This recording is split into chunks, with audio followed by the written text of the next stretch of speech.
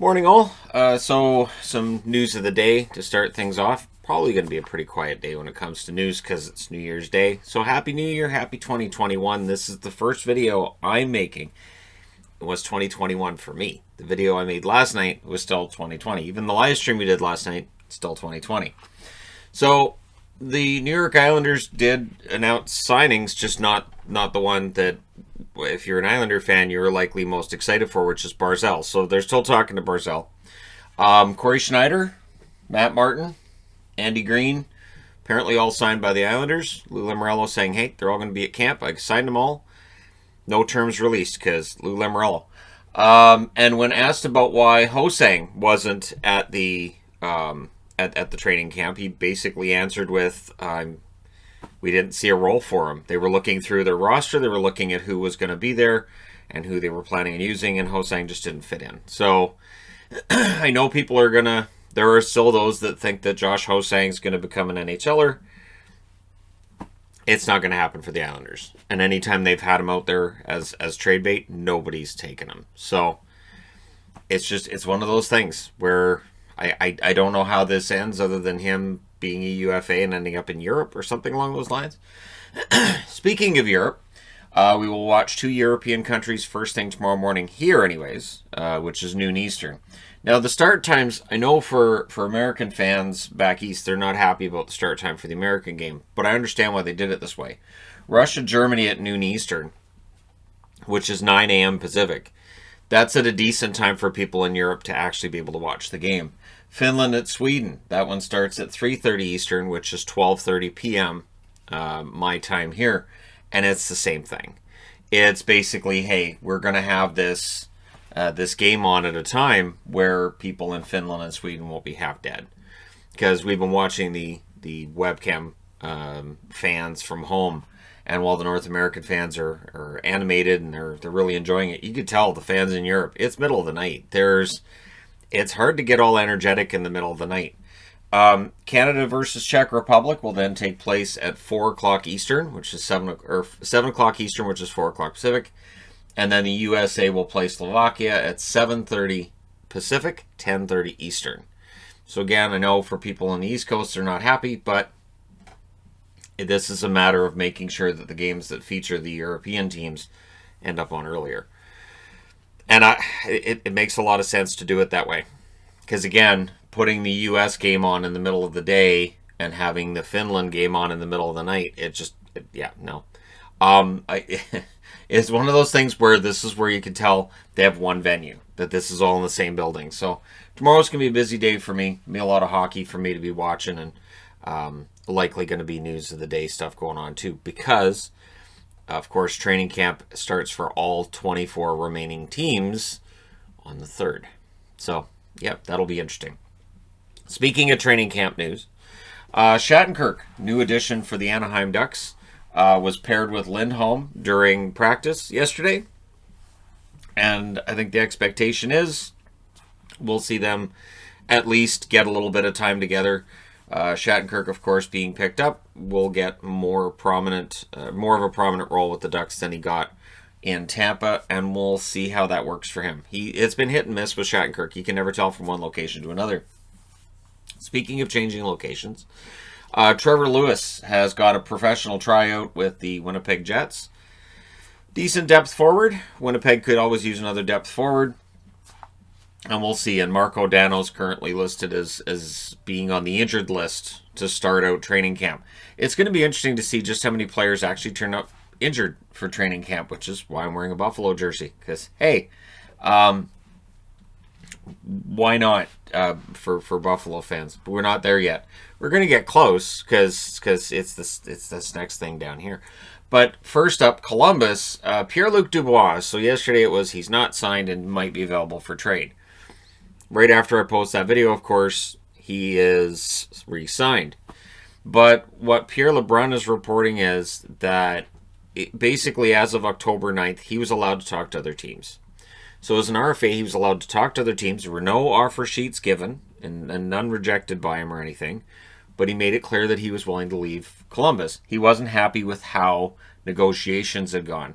And now the conversation's kind of changed to how Jarmo Kekalainen in negotiations with restricted free agents. That basically he is of the mind of, here's what I'm going to offer you and here's what you're going to take. If you want more money, too bad. You're a restricted free agent. You have limited options. Let me know. And that this kind of negotiating tactic is why Johansson, things got ugly with them, between him and the team, and so the team traded him. Josh Anderson, there was a contentious negotiation there when he was an RFA. Now he's been traded out.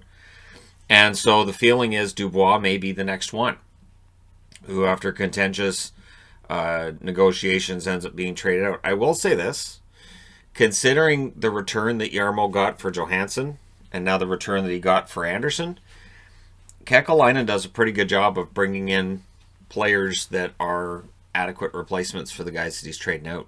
So we'll see what happens with Dubois. It would seem that it's at least settled for now. He'll play this season in Columbus, and then he may look to move on. Columbus wanted to sign him to a long-term deal, and he didn't want a long-term deal. Apparently, and again, this is through Pierre LeBrun, which is why I'm willing to report it, apparently because he didn't want to commit long-term to Columbus. So it's one of those things. It reminds me of last year how there were tire fires that were fighting with each other, and you'd see the Ottawa tire fire and the Buffalo tire fire. Now, what appears to be happening in the offseason is Winnipeg and Columbus arguing over which team has more disgruntled players. So maybe there's a trade to be worked out there. Maybe Dubois ends up with Winnipeg, Laine ends up in Columbus. That'll fix it, right? Sure. Dubois wants more money, send him to Winnipeg. Laine wants more ice time, send him to Columbus. Problem solved. And Laine's an RFA again next summer, so it's not like Kekalainen to play hardball with Laine. Of course he would. So yeah, that trade's not going to happen. It's just, it would be really funny if it did, though, now that I've said it, right? All right, Jack Eichel is day-to-day with an upper body injury. Well, we'll see how things go for Eichel, right? Now, this, of course, is the Buffalo. It's got the 50th anniversary on it. I got this from Shop One Buffalo. It's my Ullmark jersey, and we'll see how Buffalo does. Ullmark wasn't at training camp yesterday either because of an immigration issue, so he's just, it's a quarantine/immigration issue. He'll be fine. He's going to open the season with him. But seeing Eichel's day-to-day with an upper body injury, there has to be kind of a, oh God, not again reaction, right? Like, we haven't even got on the ice and done anything yet, and we've already got Eichel's out. What next? So there will be that reaction, and I'm really hoping that things don't end up going down that road for Buffalo. Speaking of going down roads and trying new things, apparently the NHL has this Mystery Alaska idea that they've had for a while, where they want to kind of play out in the middle of nowhere and have it like this Mystery Alaska feel of, this different. So why not a golf course? Lake Tahoe. They're going to try outdoor games, and there won't be fans in attendance. It would appear that the dates are going to be February 20th and 21st. The first game would feature Colorado against the Vegas Golden Knights. And then the day later, it would be Philadelphia versus Boston. I don't think this has been officially announced as of yet, but it will be. Basically, this is the NHL wants to try something different with the outdoor games. I know there was Lake Louise rumors in Canada. It doesn't appear that's going to happen now, but this will be interesting to see how it goes with Lake Tahoe. I think the Lake Louise would have worked as well. I think there's a lot of fun stuff you could do with players playing on the pond, with that kind of thing, with hockey players playing outdoors. That's where the game started. So, kudos to them for trying something different. We'll see how it works. We'll see how it goes. But February 20th and 21st, it'll be a very interesting couple of days. Because, again, the NHL is looking for ways to ramp up interest in the game and to get more eyeballs watching the game. And this is the kind of thing that it could work. I know it may feel gimmicky, but it can absolutely work. So, good on them for trying something different. We'll see how it goes. Keep my fingers crossed on that one.